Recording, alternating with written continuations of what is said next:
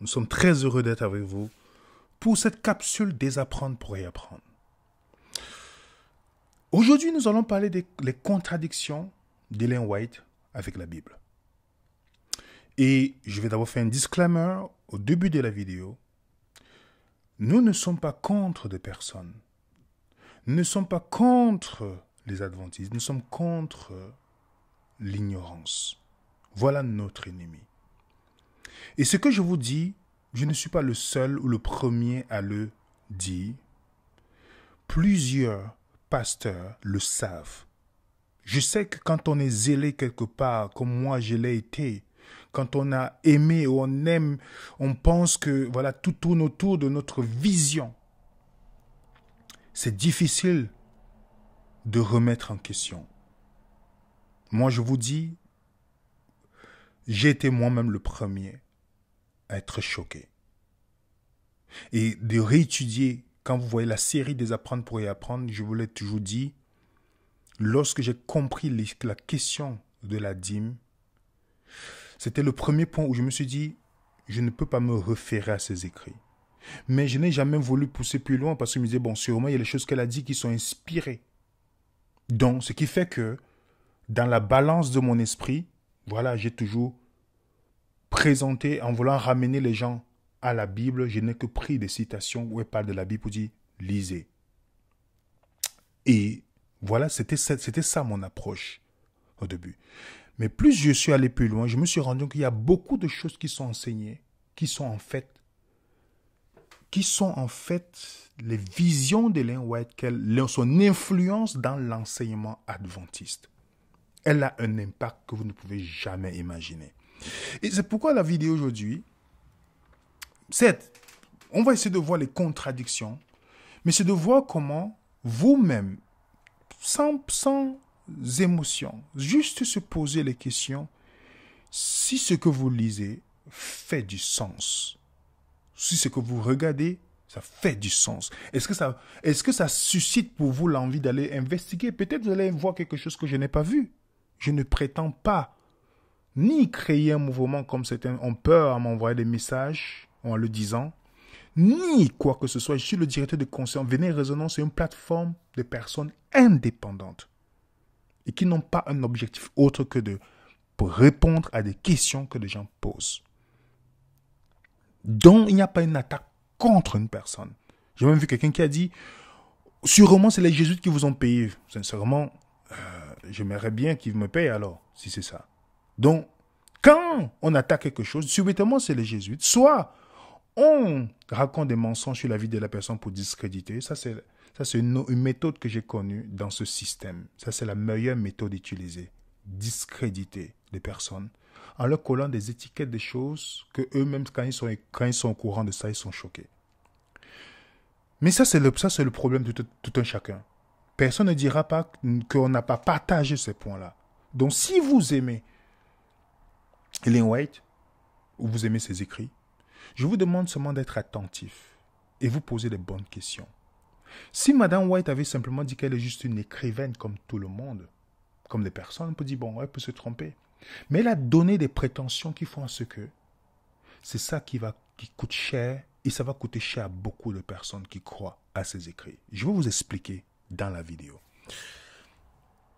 Il y a une chose que vous devez savoir, que dans la vision adventiste, l'interprétation de la Bible de l'adventiste est basée sur la vision d'Ellen White. Je vous le dis. Regardez le site, par exemple, de l'Église adventiste. Je le mets en français ici pour dire. Ils disent ici,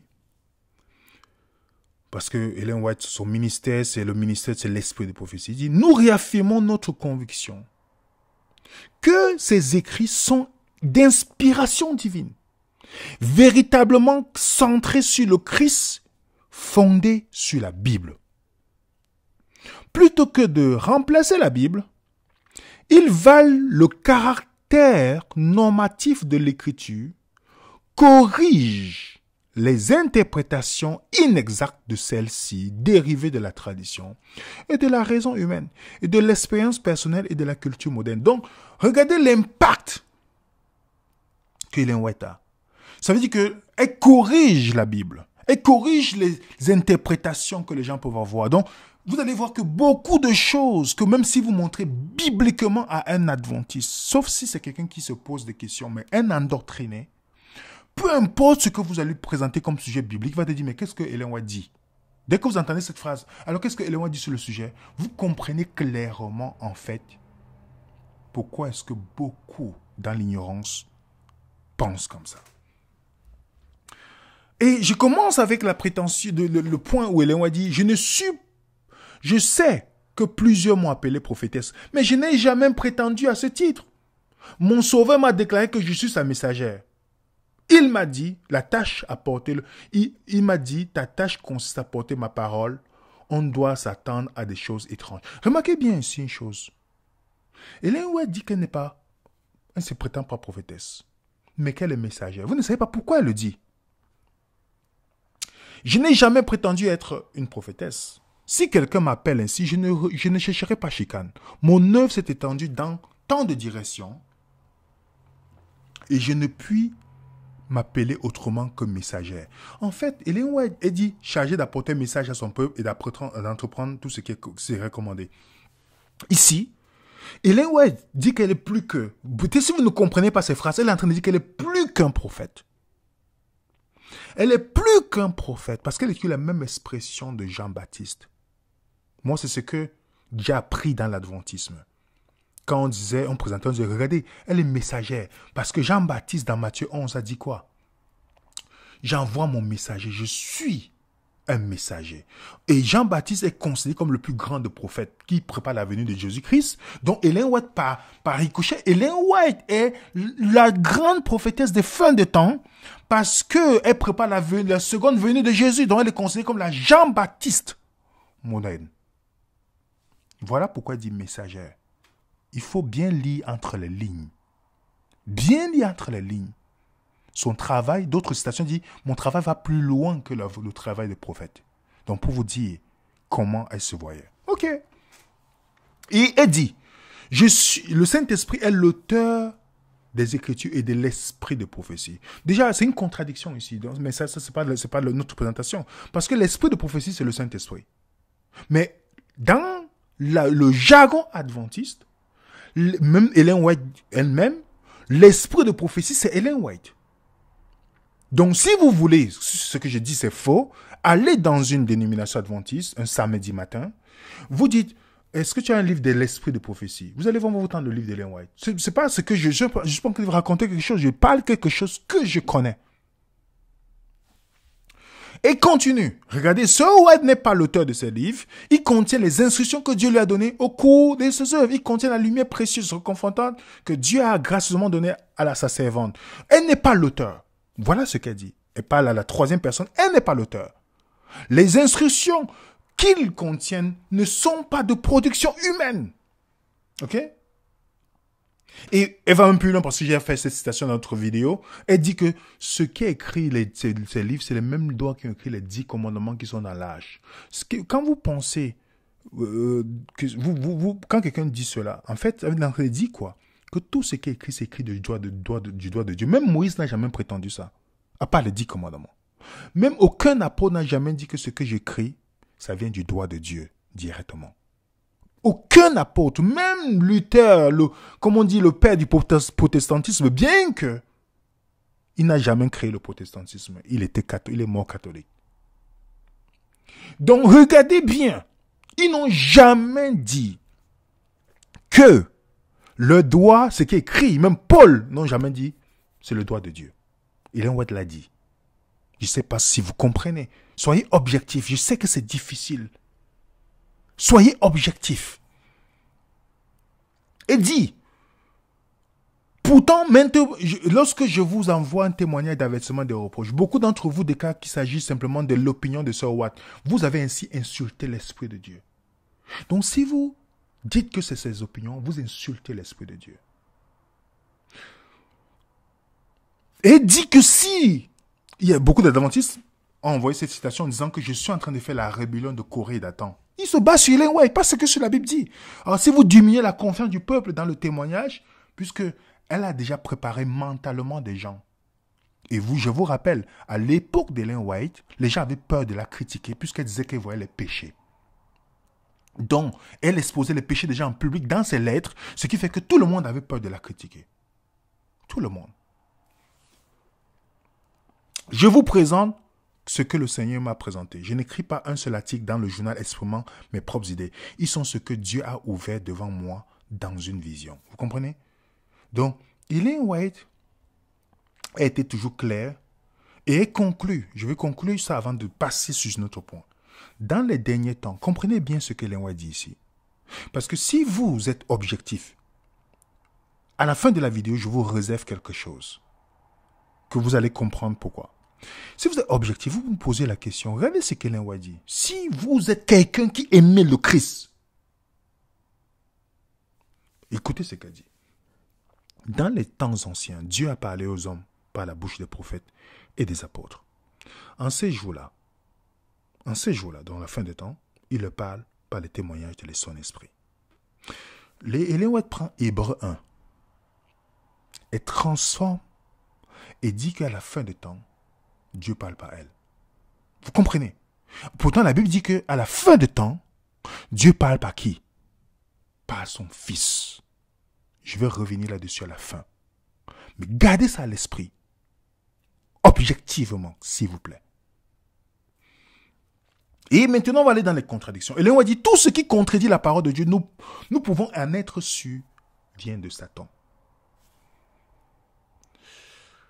Car il ne contredit jamais, donc ses écrits ne contredisent jamais la parole. Jamais la parole.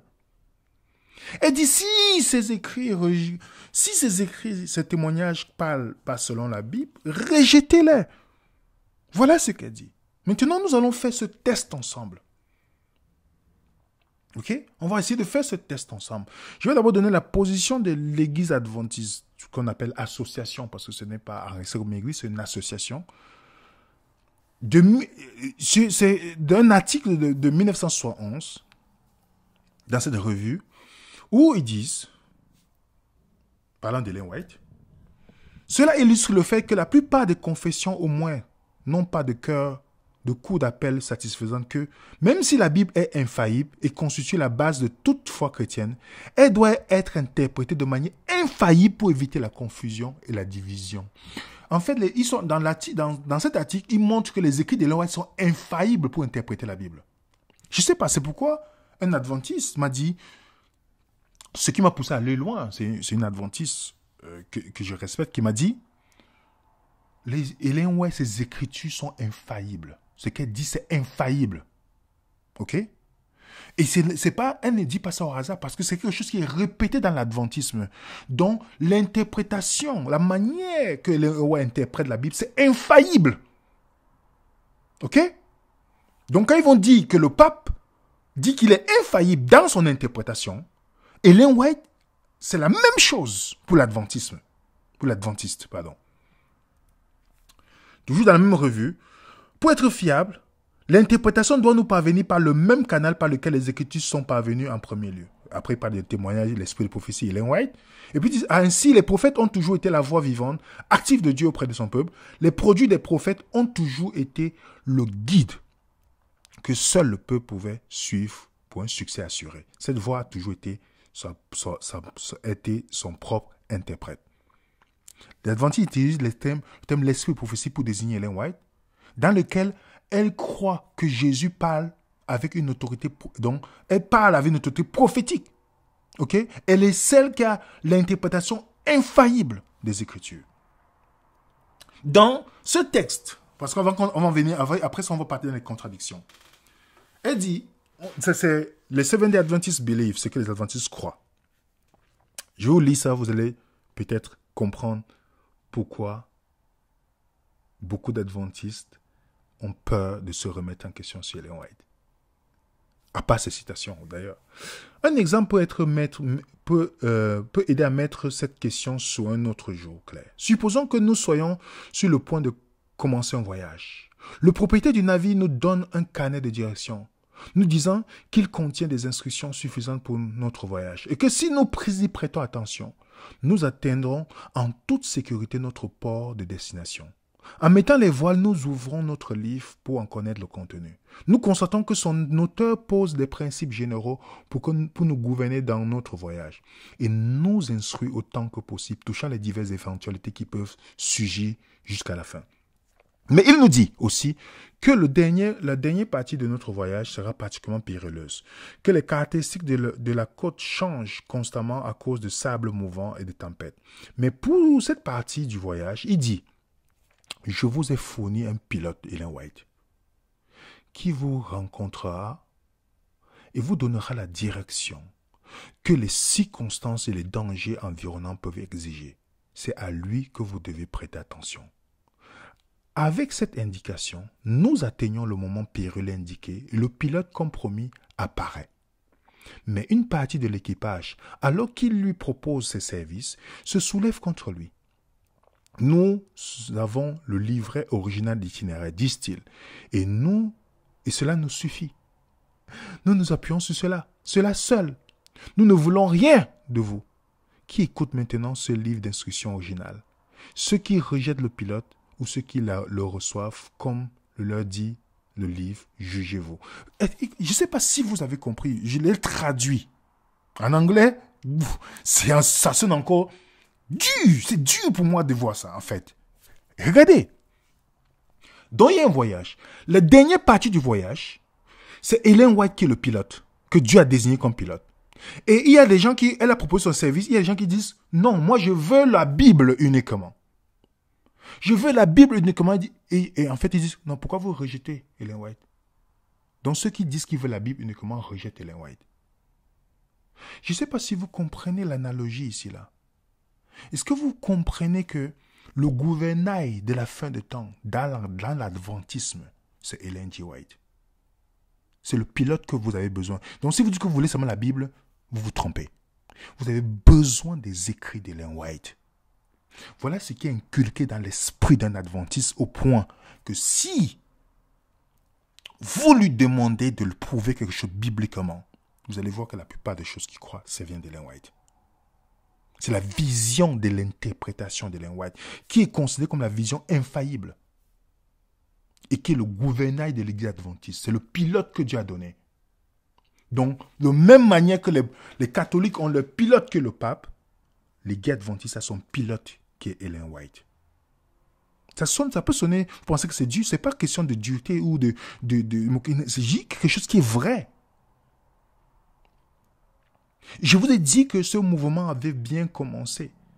Je serais le premier si quelqu'un prêche, si ce mouvement dit, nous allons retourner à la Bible. Je serais le premier à vous dire, voilà, ils vont retourner totalement à la Bible, fine.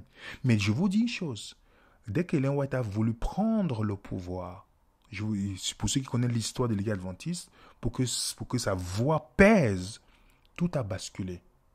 Tout a basculé. Maintenant, on va aller dans les contradictions. Vous savez que les contradictions que je vais d'abord énumérer, je ne vais pas aller dans toutes, il y a tellement, je vais vous donner les points.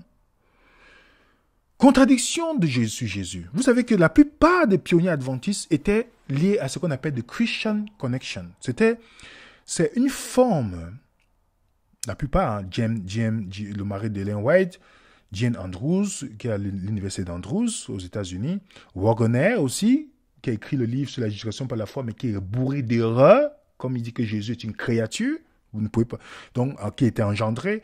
Il y a plusieurs, ils étaient liés à la Christian Connection. Et dans la Christian Connection, il y avait l'arianisme qui était beaucoup présent. Ok? Cette doctrine qui dit que Jésus n'est pas Dieu totalement, mais il est devenu un petit Dieu, un Dieu. Ok? Mais c'est Dieu qui l'a fait devenir Dieu. Ok? Cette doctrine que les témoins de Jéhovah, les Mormons et les pionniers adventistes endossaient. Ok?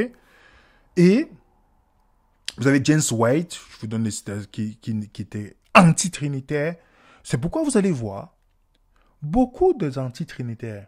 Ellen White a tellement confus les gens que les anti-trinitaires ont de quoi justifier ce pourquoi ils ne croient pas.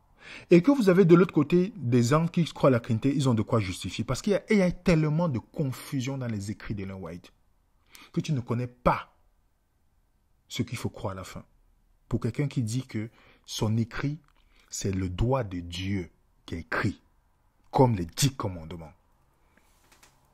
Donc, je laisse assez en anglais. Regardez la première chose ici. Elle dit, Dieu est le Père du Christ. Comme les catholiques le disent. Dans le sens quoi? Regardez. Et Christ est le Fils de Dieu. Christ a reçu une position élevée. Il a été rendu égal au Père. Je le laisse en anglais expressément. Donc Jésus a été quoi? Rendu égal au Père. Ça c'est l'arianisme. C'est la vision des Mormons. Jésus n'était pas égal au Père. Il a été rendu égal au Père. Et dit, le grand Créateur a rassemblé l'armée céleste afin de pouvoir, en présence de tous les anges, conférer un honneur spécial à son Fils. Le Fils était assis sur le trône avec le Père. La foule céleste des saints anges était rassemblée autour d'eux. Le Père fit alors savoir qu'il avait été ordonné par lui-même que le Fils soit égal à lui-même. De sorte que partout où se trouve la présence de son Fils, c'était comme sa propre présence.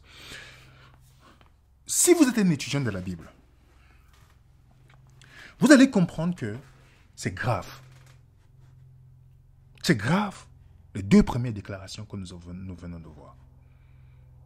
Jésus a été ordonné à être égal au Père. Et c'est pourquoi vous allez voir que dans la vision de Ellen White, c'est d'où vient la jalousie de Lucifer, qu'ils appellent Lucifer. C'est ce que disent Lucifer. Moi, je sais que Lucifer n'existe pas dans la Bible. Ok?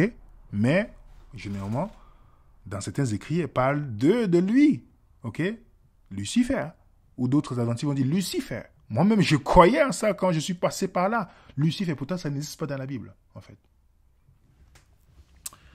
Et regardez pourquoi Satan s'est rebellé contre Dieu.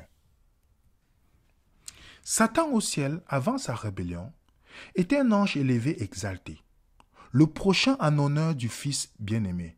Donc, celui qui venait après l'honneur, c'était Satan après Jésus. Vous comprenez déjà la vision? Vous comprenez donc, Jésus était premier dans l'honneur, suivant c'est Satan. Je souligne ce qui est souligné. Satan était envieux du Christ et progressivement assumait le commandement qui incomberait à Christ seul.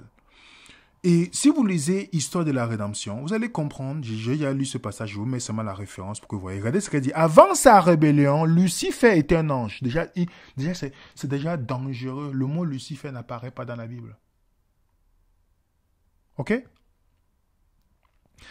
Et dont le niveau hiérarchique venait aussi après celui du Fils bien-aimé. Comprenez? Lucifer était jaloux du Christ, peu à peu il assumait le commandement qui revenait à Jésus. Il était jaloux. Ok? Pourquoi? Parce que, regardez, le souverain convoqua, j'ai lu ça en anglais, donc il a convoqué le ciel pour dire, voilà, il est le seul, il n'y a que Jésus qui va faire partie de son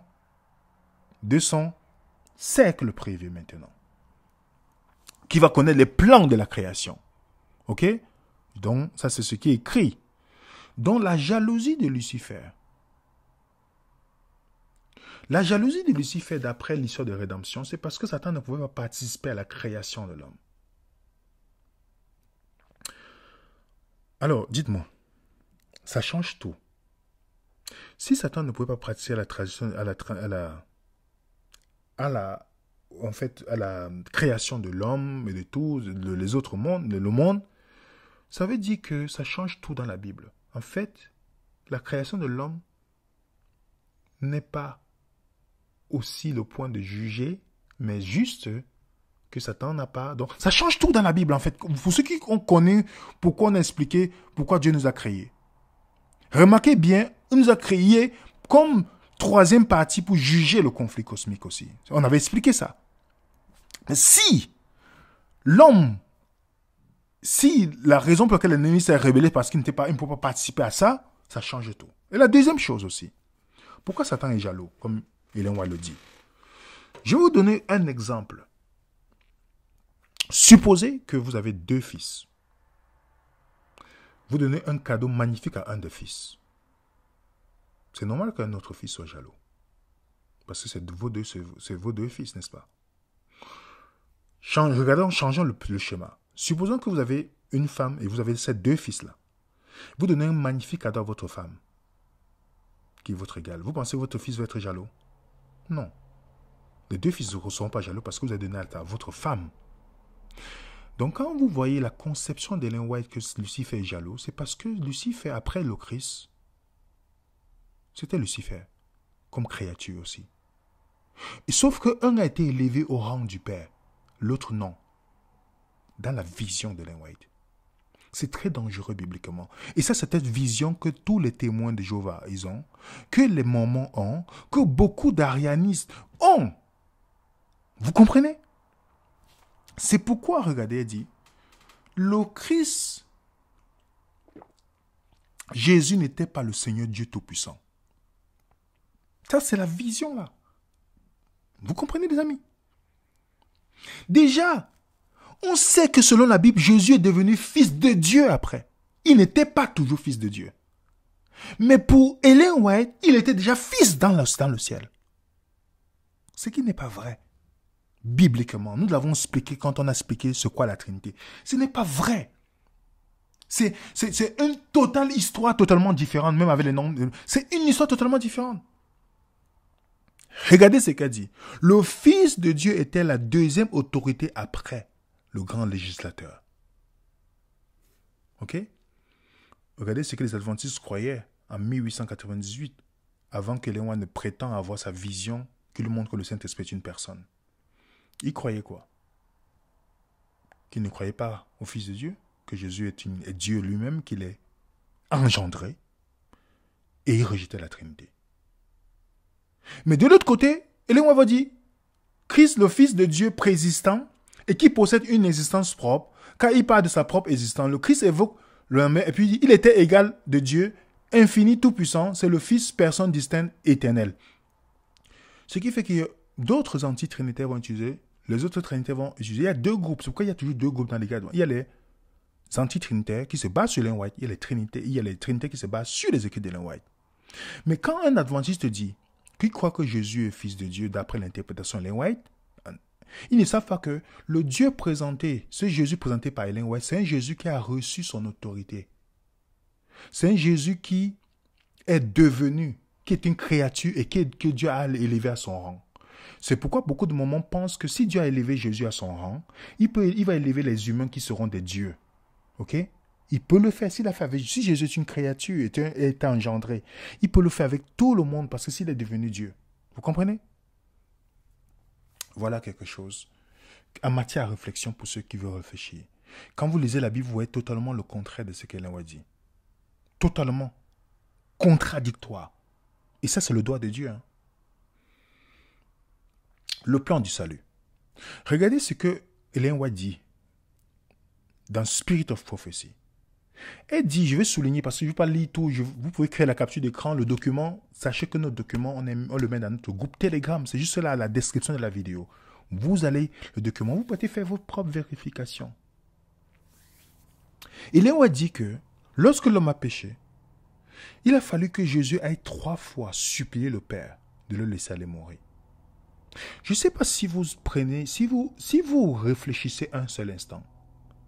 Est-ce que vous pensez que vous verrez Dieu comme une personne, amour, qu'il a fallu que Jésus entre 3 fois dans cet endroit? Et si Jésus venait mourir pour nous, il ne peut pas être notre sauveur puisqu'il a été fait Dieu. Il a été fait égal à Dieu. Ça change tout déjà. Parce qu'une créature, une créature ne peut pas mourir pour nous. Ça, c'est une réalité. Et deuxième chose, il a fallu que Jésus aille convaincre le Père. Pourtant, la Bible te dit que l'agneau de Dieu immolé dès la fondation du monde. Ok? Ok? Et Acte nous dit, cet homme livré selon le dessein arrêté, selon la prescience de Dieu. Vous comprenez? 2 Timothée, à qui qui nous a sauvés et nous a adressé une sainte convocation. Et non à cause de nos œuvres, mais selon son propre dessein et selon la grâce qui nous a été donnée en Jésus-Christ. Éphésiens. En lui, nous sommes aussi devenus héritiers, ayant été prédestinés suivant la résolution de celui qui opère toutes ces choses d'après le conseil de sa volonté. Comme c'est, Hélène nous décrit un Jésus, un Dieu qui ne voulait pas laisser Jésus aller mourir. Un Dieu qui était tellement fermé qu'il a fallu 3 fois. Pourtant, la Bible dit Dieu a tant aimé le monde. Ça, c'est très... Je vous dis, si vous ne voyez pas ça, comme ça, vous ne pouvez pas voir un Dieu sans dire que Dieu aime. Vous ne pouvez pas le voir, l'amour dedans. Vous pensez que Dieu a hésité un seul instant de venir sauver l'homme? Vous pensez que Dieu a hésité? Est-ce que Dieu avait prévu que si l'homme pêche, il avait prévu ce plan? Continuons. Contradiction sur la dîme. Voilà le point qui m'a permis de dire, je vais maintenant étudier ma Bible moi-même. Et vous savez qu'il y a certains adventistes qui dans leur coin disent, ils prennent des citations d'Ellen White pour dire, oui, vous savez, quand les gens rejettent les écrits d'Ellen White, ils s'éloignent de Dieu. Je vais rassurer ces gens-là aujourd'hui. Je n'ai jamais été plus proche de mon étude biblique que maintenant dans ma vie. En ne pas prendre Ellen White en considération. Ça change tout et ça corrige. J'ai beaucoup de choses à partager avec vous dans Désapprendre pour y apprendre. Vous verrez vous-même. Et ne pensez pas que quand les gens n'adhèrent pas à l'adventisme, ça veut dire qu'ils ont laissé la main de Dieu. Dieu n'a pas dit l'adventisme est le chemin, la vérité et la vie. Non, c'est Jésus. C'est Jésus qui est le chemin, la vérité et la vie. Donc quand vous regardez Ellen White qui dit qu'elle est inspirée de Dieu, que c'est le doigt de Dieu qui est écrit, et dit, Dieu a demandé aux hommes des offrandes pour les buts religieux. Bien avant de donner à Moïse des indications précises concernant la dîme, il faut remonter pour cela au jour d'Adam. Donc Adam a payé la dîme. Elle est en train de dire que la dîme est sacrée, comme au temps d'Adam. Vous comprenez? Est-ce que vous avez un texte biblique qui le prouve? Est-ce que vous avez vu Adam donner la dîme? Adam en a que fait un sacrifice, l'offrande de sacrifice après le péché. C'est Dieu même qui l'a fait. Genèse chapitre 3. Montrez-moi où il a fait la dîme ici. Et quel était le but? De donner à quel pasteur de son temps? Ça, c'est un non-sens biblique. Contradiction biblique. Elle a dit elle-même. Si quelque chose contredit, vous rejetez ses écrits. La dîme, ok, n'a pas changé. La dîme doit être utilisée pour soutenir le ministère. Parce que pour Ellen White, elle ne connaissait pas c'est quoi la dîme. Ok? Elle ne savait pas c'est quoi la dîme. Elle ne savait pas, puisque Ellen White passait le temps à copier, elle ne connaissait pas la différence entre l'offrande et la dîme déjà. Quand je lis j'essaie de lire ces écrits là-dessus. Elle dit, il semble qu'au début, le Seigneur ait enseigné à son peuple de consacrer 1/10 au soutien des ministres. Donc, le 10%, ça peut-être au ministre. Ok? Elle dit, personne ne laisse personne se sentir en liberté de conserver sa dîme. Elle a fait. Ok? Je vous passe le point. Je vous passe quelques citations où elle parle de « Dépêchez-vous, frères, d'apporter à Dieu une dîme fidèle ainsi qu'une offrande volontaire de reconnaissance. » Il y a beaucoup qui seront bénis que lorsqu'ils auront restitué à Dieu la dîme qu'ils aient retenue. Vous savez pourquoi beaucoup d'adventistes ont peur sur la question de la dîme? Et ça, c'est un grand point que les pasteurs le font parce qu'ils savent que la peur est un moyen de pouvoir soumettre les gens. Est-ce que vous savez le nombre de personnes qui ont le... Imaginez quel Dieu vous allez croire que si vous devez être béni, vous devez d'abord lui donner quelque chose. Si nous retenons ce qui lui appartient, comment osons-nous réclamer sa bénédiction? Elle dit, certaines prières ne seront pas exaucées. Pourquoi? Parce que vous ne donnez pas la dîme. Donc vous devez acheter votre bénédiction. Elle dit aussi que les enfants doivent payer la dîme. Non seulement le Seigneur revendique la dîme comme sa propriété, mais il nous montre la manière dont elle devrait lui-même être réservée. Vous lisez, vous allez voir que Et dit bien que les enfants aussi doivent donner la dîme. L'enfant travaille quoi? Ok? Qu'est-ce que l'enfant fait? Dans le foyer chrétien, qu'est-ce que l'enfant fait pour... La dîme, ce n'était pas l'argent dans la Bible. Et la dîme, ce n'est pas tout le monde qui donnait la dîme. Et là, on ne connaissait pas ça en fait.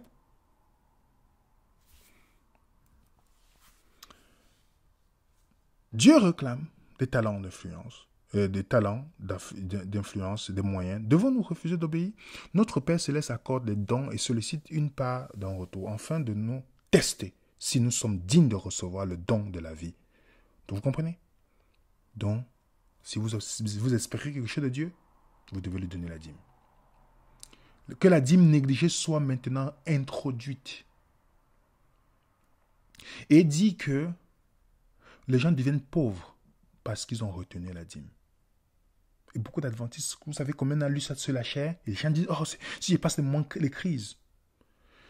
Elle dit même qu'il y a une malédiction. Vous recevez la malédiction si vous ne donnez pas la dîme. Comme je dis, vous donnez le document dans le groupe Telegram. Ok? Elle dit que tu n'es pas digne d'être chrétien. Si tu ne donnes pas la dîme, tu n'es pas digne d'être chrétien.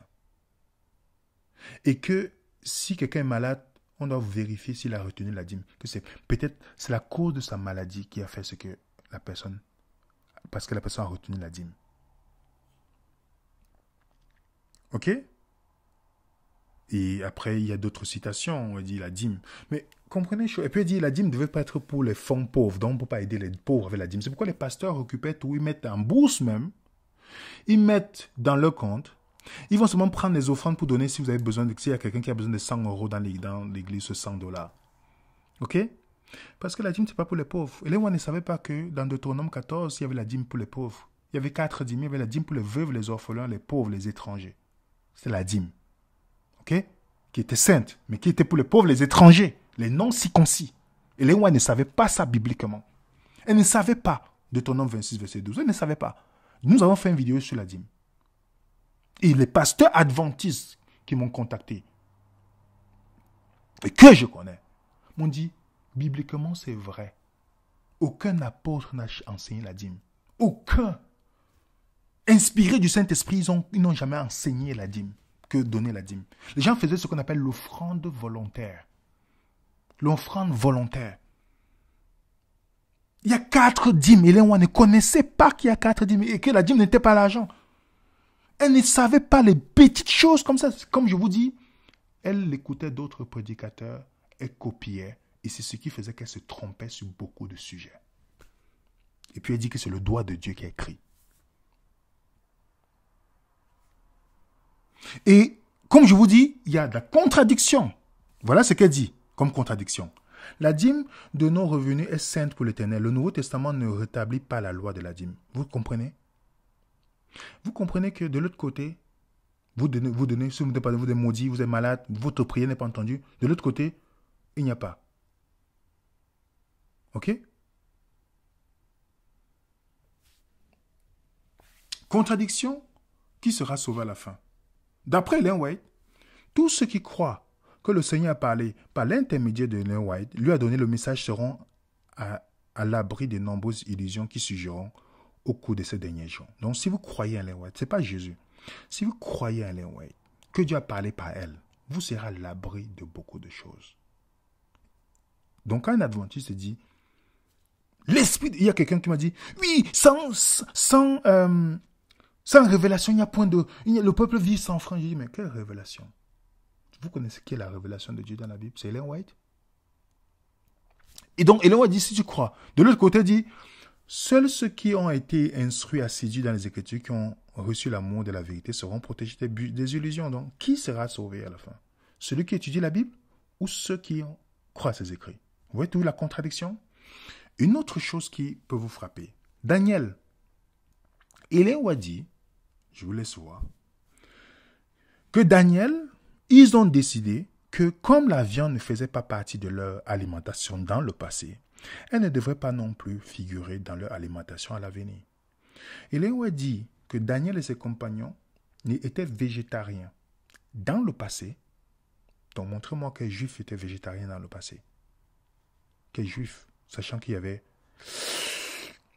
la Pâque où on mangeait la viande.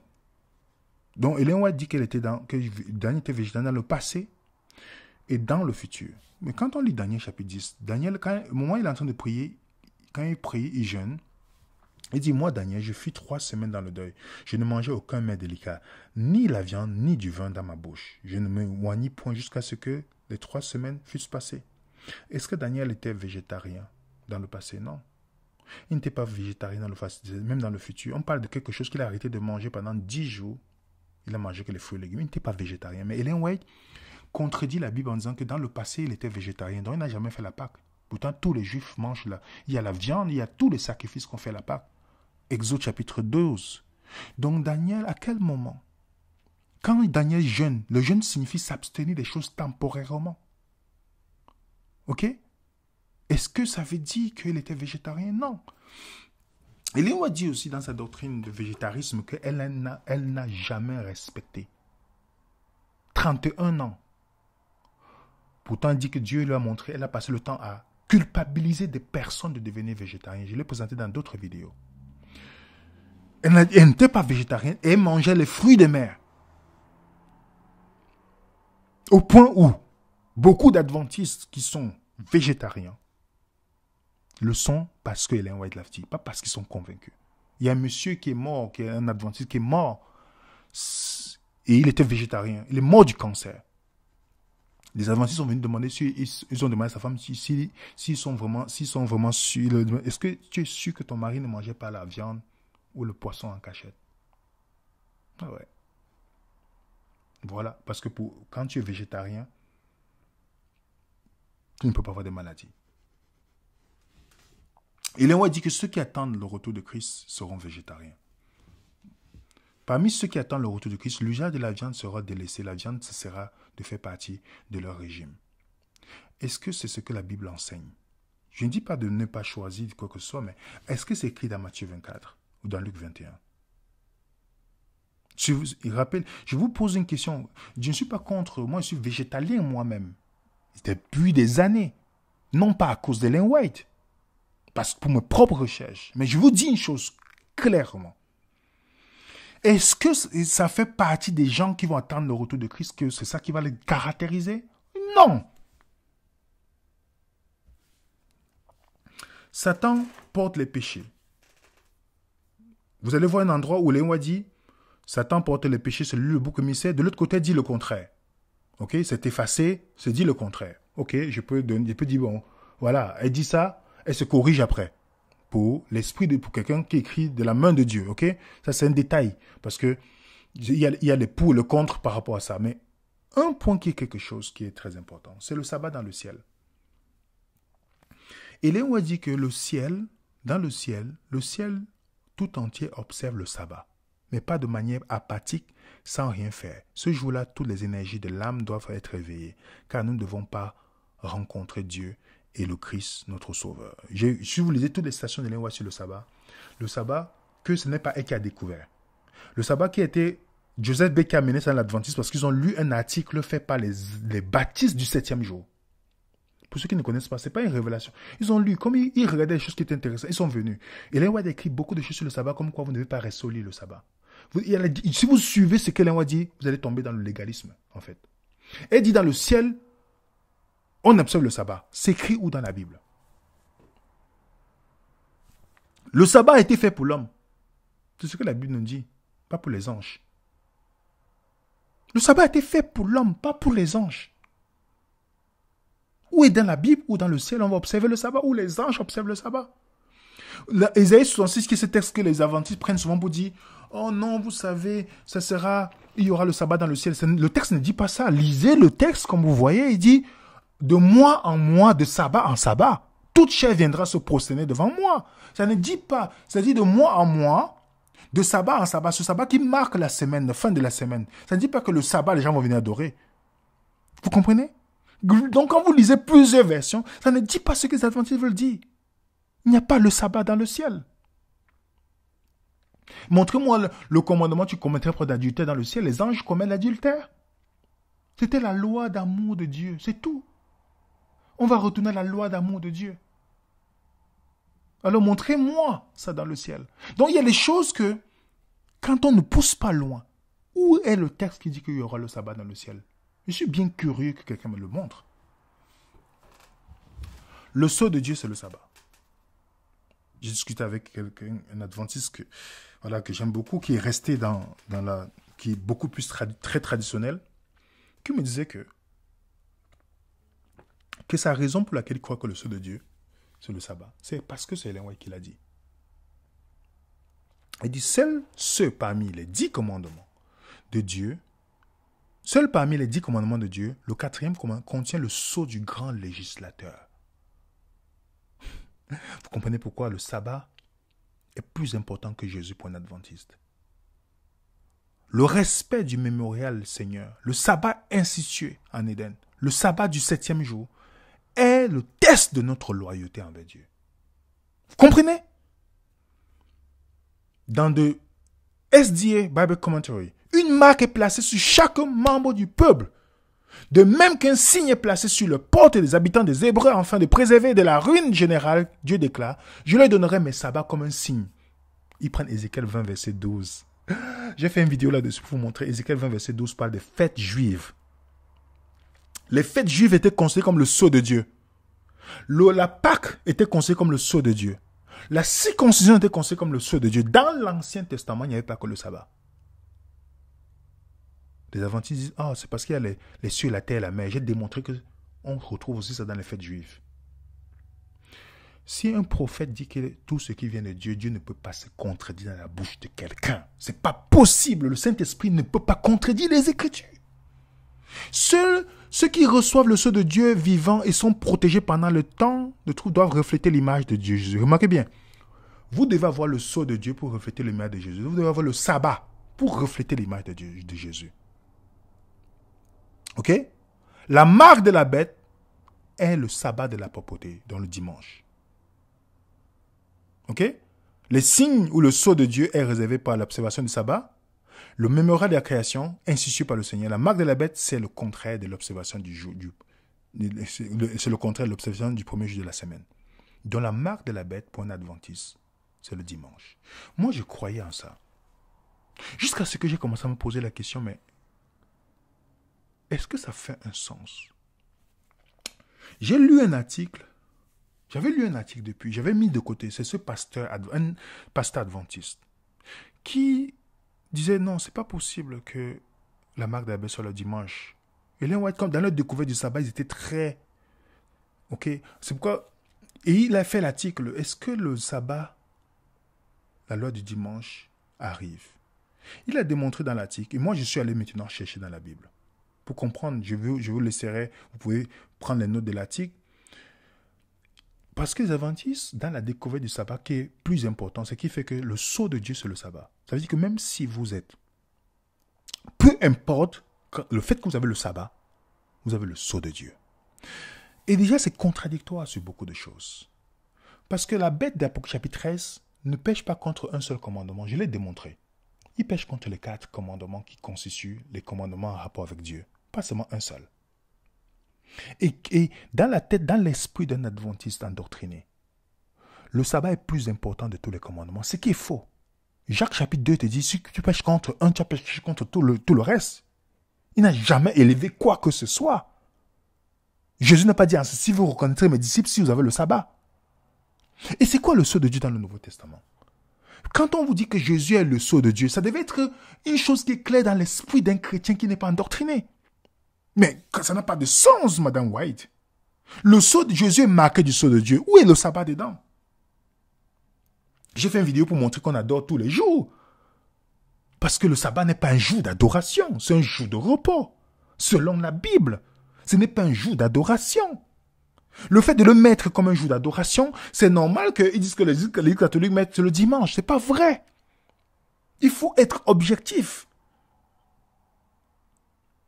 Jésus est le sceau de Dieu. Qu'est-ce qui nous permet d'avoir le sceau de Dieu? Le Saint-Esprit. Est-ce que Jésus a eu le Saint-Esprit sans mesure? Oui. Le sceau de Dieu. Est-ce que Jésus a reflété le caractère? Oui. Mais le sceau de Dieu ne peut pas être le sabbat. Le Saint-Esprit qui nous scelle, il ne peut pas. Quand on parle de 144 000 dans la Bible, dans Apocalypse chapitre 7 et Apocalypse chapitre 14, on voit que c'est les mêmes gens qui ont le nom, de l'autre côté le sceau. Le nom, c'est le caractère. C'est le caractère. C'est le caractère de Dieu. Ellen White s'est trompé. Même si après il dit, oui, ceux qui ont le sceau de Dieu vont refléter le caractère de Christ, mais c'est quoi le sceau de Dieu pour Ellen White? C'est le sabbat. Et combien d'adventistes croient? J'ai discuté avec un adventiste qui me citait Ézéchiel 20, tout ça. Je lui ai dit, ok, allons dans l'Ancien Testament, voici 4 choses qui montrent le sceau de Dieu. Il n'y a pas que le sabbat. Comment tu as choisi le sabbat parmi? Et moi, dans le Nouveau Testament, on te dit le sabbat. Le Saint-Esprit dit clairement, c'est le sabbat, le sceau de Dieu. C'est le sabbat, le sceau de Dieu. Oh, Jésus partait le sabbat selon sa coutume à la synagogue. Tromperie totale. Tromperie totale, oui. Il allait selon sa coutume. Ok? Matthieu 8, verset 1 à 4, Jésus a dit d'aller sacrifier l'agneau, d'aller faire un sacrifice pour le lépreux. Pourquoi vous ne faites pas le sacrifice? Dans Jean chapitre 7, Jésus a fait la fête du tabernacle. Pourquoi vous ne le faites pas aussi? Pourquoi Jésus a dit aux gens d'aller présenter au temple pour que le sacrificateur fasse le sacrifice qu'il faut? Pourquoi vous ne le faites pas? Donc, quand il s'agit de prendre les Écritures pour justifier quelque chose, on est très fort. Mais remarquez bien, le sabbat, on n'est pas sauvé par le sabbat. On est sauvé par rapport à Jésus. Même ceux qui défendent les Écritures d'Ellen White, le jour du sabbat, ils partent au restaurant. Oui, au Canada, je connais beaucoup de personnes comme ça, même en Europe. Ils font tout ce qu'ils font le sabbat, mais sauf que c'est le jour, c'est le sabbat. Et comment ça va être? Déjà, il y a une contradiction dans les personnes.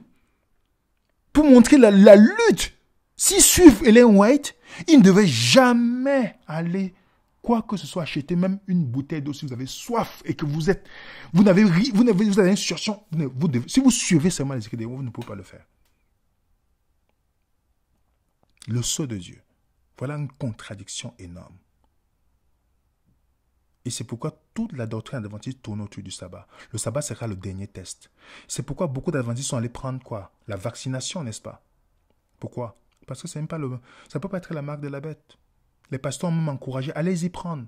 Et on a vu les morts qui ont suivi. Vous comprenez?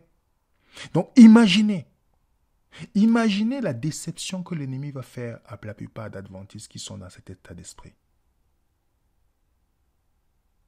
Imaginez. Satan est chauve pour Ellen White. Elle a vu Satan dans l'histoire de la rédemption d'un esprit de prophétie que Satan était chauve. Déjà, est-ce que Satan était un être humain? Était un être humain comme nous? Vous voyez comment elle dit qu'elle a vu Satan? Ce n'est que la fiction, ça. Est-ce que vous savez que Satan, les anges sont les esprits? La seule façon qu'il va se personnifier, c'est qu'il va vouloir venir comme le Christ. Mais comment tu as vu Satan chauve?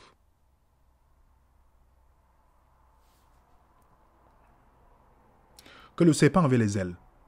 Moi, j'ai cherché dans la Bible. J'ai lu dans ces écrits, j'ai dit, je vais chercher dans la Bible. Où est-ce que le serpent a les ailes? Que Jésus était blanc. Ok?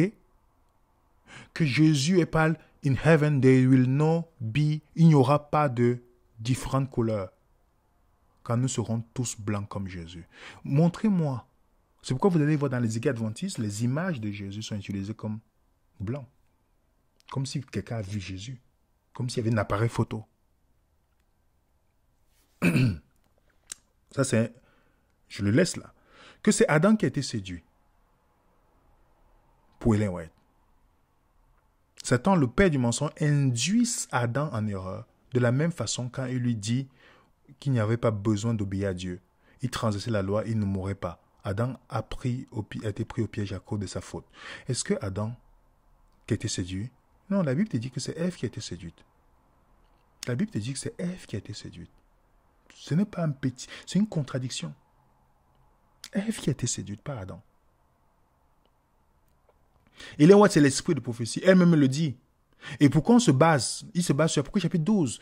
Que le dragon fut irrité contre la femme. Remarquez bien, fut irrité.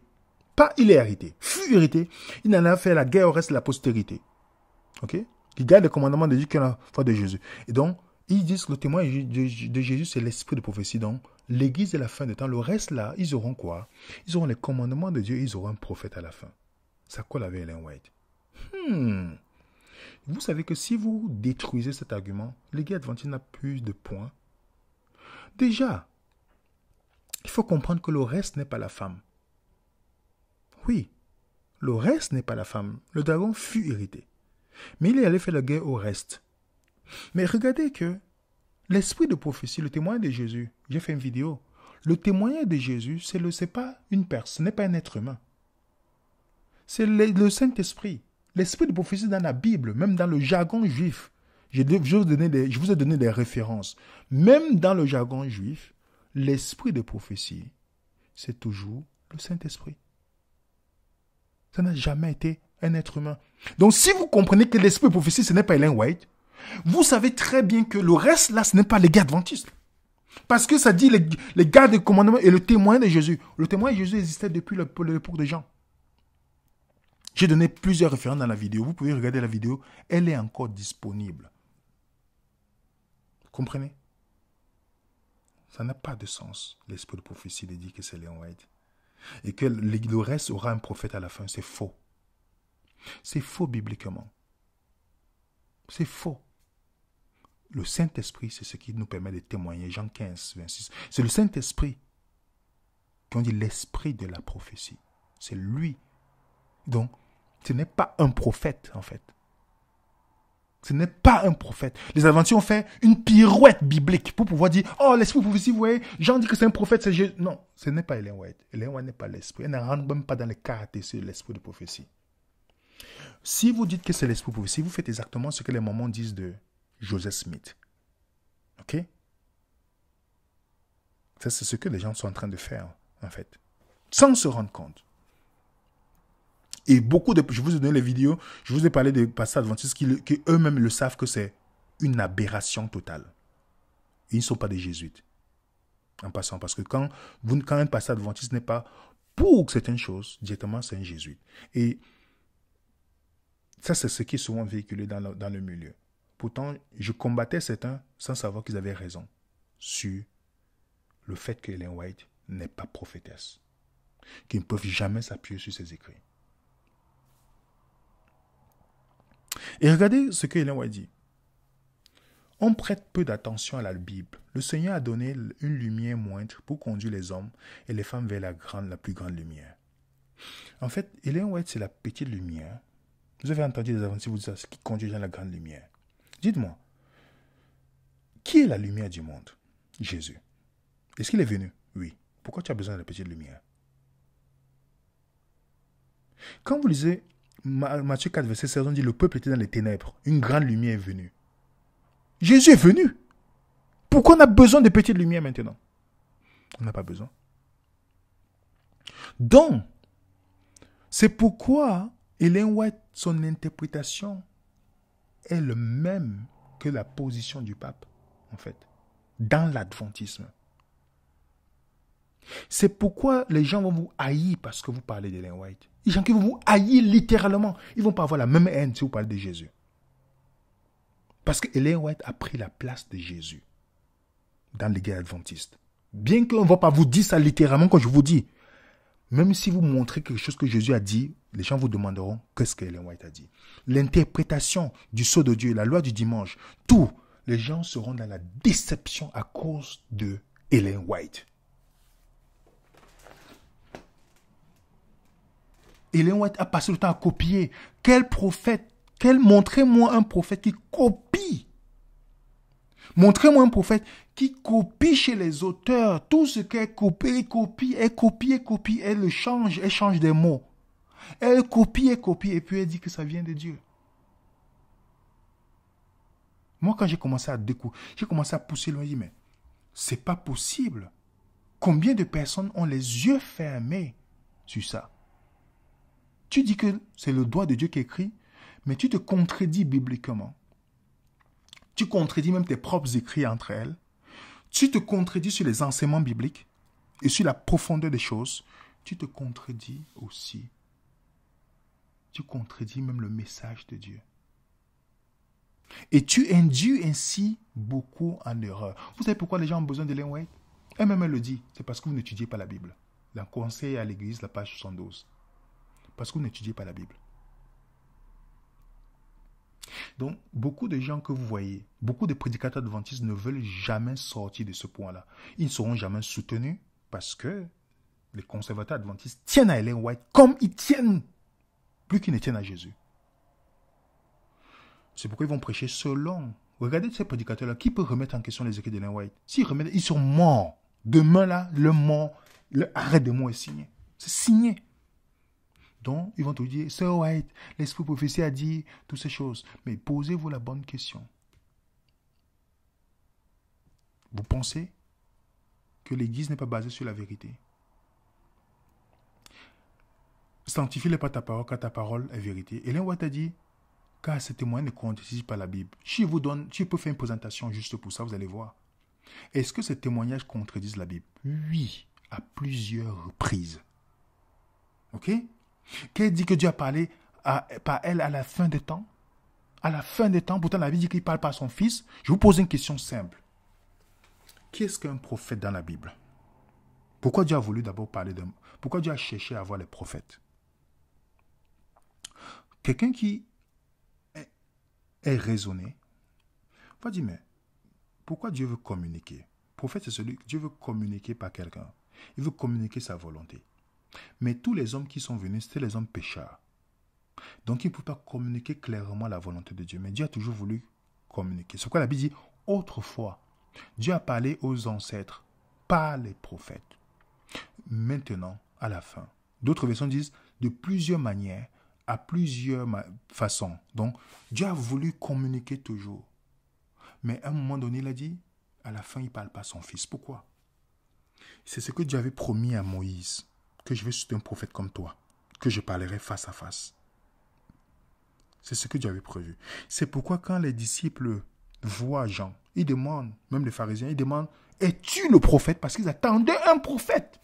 Ils attendaient celui-là qui parle, que Dieu avait prévu depuis. Le prophète, c'est celui qui parle de la volonté de Dieu. Tous ces humains-là ne pouvaient pas déclarer, n'ont jamais vu Dieu. Seul Jésus. Donc, ils attendaient ce prophète. Même dans Actes, ils sont en train de dire, voilà, c'est ce prophète-là que Dieu avait prévu. Actes chapitre 3, il parle de prophète-là que ces personnes ne écoutent. Il faut écouter ce prophète. Donc, les Juifs attendaient déjà un prophète qui est Jésus. C'est le dernier prophète que Dieu révèle. Il dit pas que... Regardez dans le livre des Actes, on parle des prophètes qui étaient là. Vous avez vu, on les a consultés pour quelque chose. Vous avez vu, ils ont écrit un livre. Même Jean, le plus grand des prophètes, n'a pas écrit un livre. Il est venu faire une mission simple. Es-tu le prophète? À la fin des temps, Dieu ne parle pas à son fils parce que le prophète, c'est celui qui parle de la part de Dieu, celui qui transmet la parole de Dieu. Alors qui est considéré comme la parole de Dieu? C'est Jésus. Jésus est le point final de l'accomplissement de ce qu'on appelle Dieu parle à travers quelqu'un. Il est la parole de Dieu vivante qui est faite chair. Si vous avez besoin de quelqu'un d'autre comme direction, vous n'êtes plus dans le christianisme, vous êtes dans une secte. Vous avez besoin de quelqu'un qui va vous aider à interpréter que Jésus, il y a un problème. On ne peut rien faire pour vous. Ce qu'il faut, on peut seulement prier. Dieu parle à la fin par son Fils. La Bible le dit. La parole de Dieu faite chair. Pourquoi ai-je besoin d'un prophète? Voilà une question que chaque personne doit se poser. Chaque personne, donc, je vous dis une chose. Ellen White est dans une profonde contradiction avec la Bible. Les prophéties qu'elle a données qui n'ont pas été vraies. Contradiction même dans ses propres écrits. L'évangile qu'elle a prêché n'est pas l'évangile biblique. Parce que le Jésus qu'elle présente, qui est le centre de l'évangile, n'est pas le Jésus de la Bible. Et se considérer comme le Saint-Esprit dans l'esprit de prophétie, c'est une aberration. Elle a dit que s'il y avait une seule chose qu'elle s'est trompée, c'est que, on rejette ses écritures, elle s'est trompée sur beaucoup de choses. Et je vous dis, je veux rassurer tous mes amis adventistes qui pensent que quand on rejette les écrits d'Ellen White, c'est qu'on est perdu. Non, pas du tout. Pas du tout. Vous comprenez? Pas du tout. Tu vois? Donc, la chose est très simple. Elle est très simple. Nous sommes dans une position où vous devez choisir si Jésus est le centre de votre vie. S'il y a une chose que vous voulez croire, vous devez vous poser la question, est-ce que Jésus, que dit Jésus sur le sujet? Beaucoup de choses doivent être reformées chez les adventistes. Et comme je sais qu'il y a beaucoup de dirigeants qui savent très bien, combien de pasteurs me l'ont dit, je ne peux pas faire autrement, William. Je veux perdre ma retraite. Je suis déjà à un point où je ne peux pas faire marche arrière.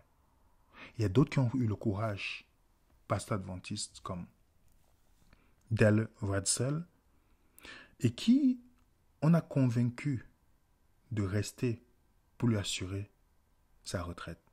Je vous laisse écouter en anglais, après on va conclure. Mais après je vais traduire quelques mots. By the way, we have this on our website. Anyway, he was really strong believer in Ellen White, and he wrote a lot of books summarizing some of the quotes from Ellen White. I'll set this down. Yes. Anyway, and he was reading some old books on the life of Christ, and suddenly he realized, man, that sure sounds like Ellen White. And so he would went and say, oh, that's almost like Ellen White says.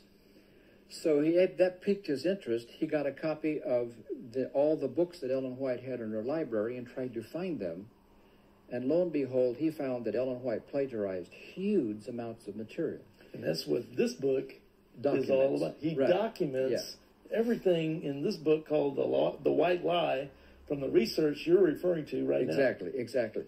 Now, the way she plagiarized, and she had some secretaries that helped her. They would change a word here, or change a word there, put in a synonym or something else that would sound the same, but change it so it wouldn't be quite as evident. So il parle du livre de White Lie. Comment ils ont, comme le monsieur qui aimait les Anyway, White. he found that she had plagiarized Elle a plagié beaucoup de livres et en changeant les mots. Même les témoignages, même les rêves qu'elle disait, qu'elle met dans le livre, elle a plagié aussi. Elle dit que lui, Dieu a dit, et puis elle cite quelqu'un d'autre. Elle dit, il m'a été montré, que Dieu l'a montré, mais elle cite quelqu'un d'autre. La plupart des choses qu'elle dit, il m'a été montré, elle cite quelqu'un d'autre. Ellen White was talking to were really these other authors that had written books that were in her library. Le monsieur qui a écrit White Lie, Now, she's written a lot of good things too. Le monsieur dit qu'elle a écrit les bonnes choses, mais qu'elle a cité certains auteurs, mais il y a beaucoup. Il dit qu'il ne peut plus faire confiance à Ellen White. C'est un pasteur, un ancien pasteur adventiste. Il savait qu'il y avait les jugements investigatifs n'étaient pas bibliques.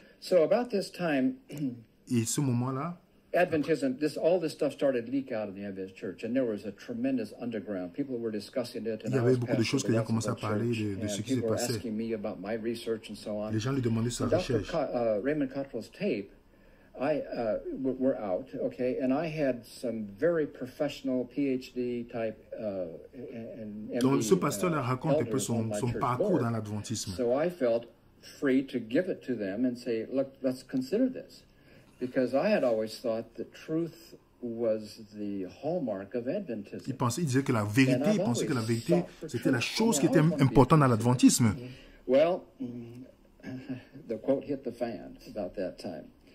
I got a call from the conference president. He wanted to talk to me. Il a un appel de la conférence. To make a long story short, I told him why I could not. Il lui a dit, je ne peux pas, je ne peux plus prêcher le message de l'investigation, du jugement.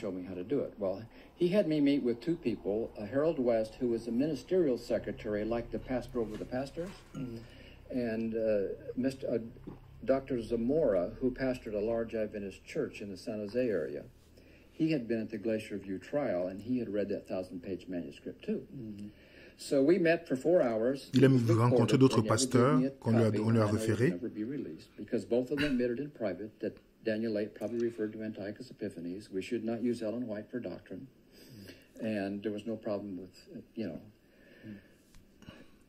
2 weeks later, about a camp meeting, 2 semaines plus tard, dans un camp meeting, promoting the same Adventist. il voit comment on continue à prêcher les mêmes choses dans l'adventisme. Il a perdu la foi dans l'adventisme.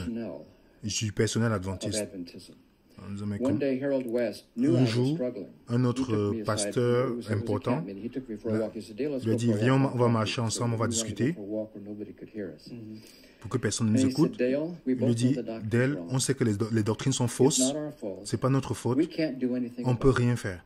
Regarde l'église et les employés. Fais ce que tu peux faire, ne fais rien de mauvais, tu seras bien. Tu as une bonne retraite, tu auras une bonne retraite ici.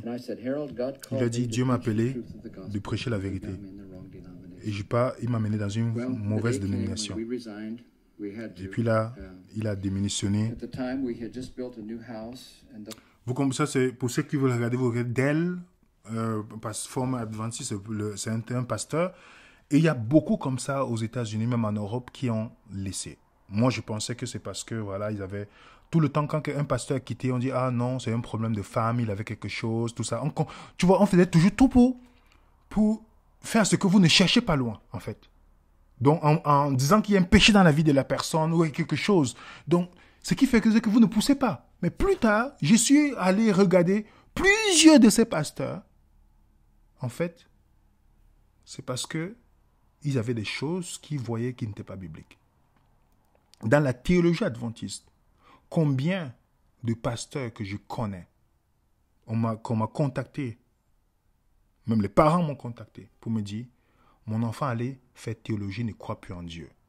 Il a vu des choses, la manipulation, voilà toutes ces choses. Et comme le diplôme de théologie, tu ne peux rien faire d'autre avec que d'être pasteur dans la vie adventiste, beaucoup sont obligés de défendre leur salaire ou autre. Mais beaucoup savent que ce n'est basé. Il y a beaucoup de choses intéressantes dans les guides adventistes. Il y a des choses qui ne sont pas du tout. Les choses fondamentales à l'évangile que, sincèrement, vous êtes quelqu'un qui croit à l'évangile, vous allez comprendre que l'évangile présenté par la vision adventiste n'est pas biblique. Que tu dois gagner ton salut, même si on ne te le dit pas, mais il y a une manière que on va te le faire comprendre, en fait. Donc, quand un adventiste rencontre quelqu'un, ce n'est pas Jésus. Ce n'est pas Jésus premièrement. Dès que vous discutez, le sabbat va venir déjà. Ça, c'est sûr. Pour vous dire que vous devez faire ça pour pouvoir contribuer à votre salut. Pourtant, on est sauvé par Jésus uniquement.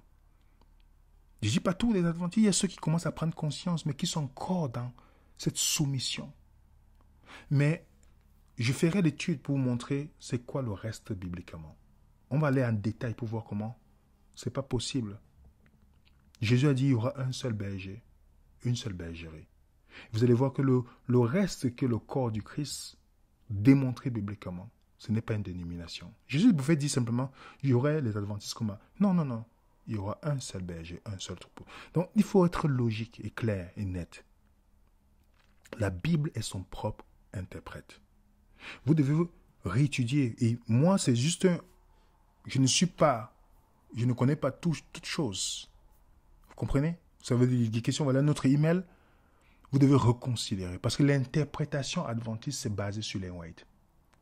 Ellen White est un grand frein pour l'adventisme. Est un grand frein pour celui qui veut étudier la Bible. C'est pourquoi tous ces écrits, il y a des choses intéressantes, comme je dis, mais même qu'elle a copié. Si elle était seulement une écrivaine, quelqu'un peut dire, bon, je vais lire, j'examine toutes choses. Je lis plusieurs auteurs. Donc, pour moi, je la vois comme d'autres personnes, même bien qu'elle a copié. OK? Mais dit qu'elle est inspirée de Dieu et que c'est le doigt de Dieu qui écrit, c'est pas vrai. À la fin du temps, je veux que Dieu me parle par son fils, pas par Ellen White. Donc, faites vos propres recherches, les amis. Cherchez vous-même. Posez-vous la question. Elle dit que ces écrits ne contredisent pas. Elle dit aussi que si ça contredit, vous rejetez. Moi, c'est ce que j'ai fait. J'ai rejeté ces écrits. Clairement, quand j'ai commencé à pousser plus loin maintenant. Dans la dîme, j'avais commencé à dire, c'est très bizarre cette histoire. Mais quand je suis allé encore plus loin, Récemment, dans une conversation que j'ai eue avec des personnes, j'ai dit non. Quand j'ai commencé à pousser plus loin, j'ai dit non. En fait, je comprends pourquoi il y a des gens sincères dans l'adventisme qui sont qui sont endoctrinés.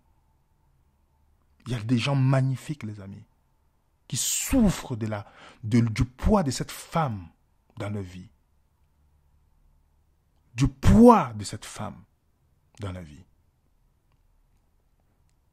Il est temps de retrouver la liberté que Jésus offre.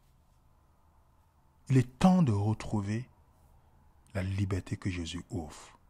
Il a dit, je suis le chemin, la vérité et la vie.